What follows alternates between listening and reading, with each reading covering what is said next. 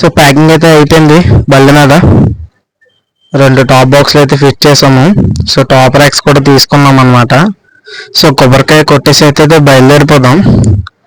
So Hemant అయితే కొబ్బరికాయ కొడుతున్నాడు.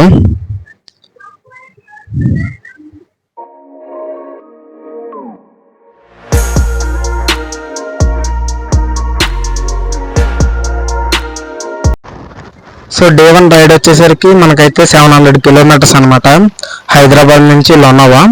ఇప్పుడైతే టైం వచ్చేసరికి 5 అవుతుంది. సో మనమైతే నైట్ రైడ్ అయితే చేస్తున్నాము.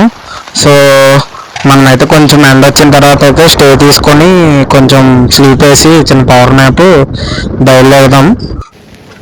సో ఇక్కడైతే చాయ్ తాగడానికి అయితే ఆగాము. టైం అయితే ఒక 7 అవుతుంది. ఎర్లీ మార్నింగ్ వ్యూ చాలా బాగుంది. సో టైం వచ్చేసరికి 10 అవుతుంది అనమాట. పండు అని అయితే డ్రైవింగ్ చేస్తున్నాడు, మనమైతే పెళ్ళినియర్ బ్యాక్ సైడ్. సో స్టే కోసం అయితే చూద్దాము.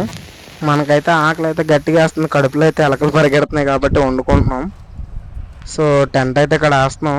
మన సూర్యుడు అయితే మనకైతే గట్టిగా వాటర్ తెప్పిస్తున్నాడు ఒంట్లో నుంచి. సో ఇదైతే ఫీల్డ్ దగ్గర అయితే రోడ్డు మీద, హైవే మీదే. సో చూడండి వ్యూ అయితే చాలా బాగుందన్నమాట, ప్రశాంతంగా ఉంది.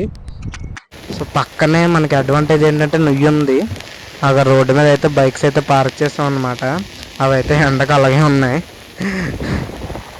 సో మనమైతే ఇక్కడైతే కుకింగ్ అవుతుంది కదా, తినేయాలి.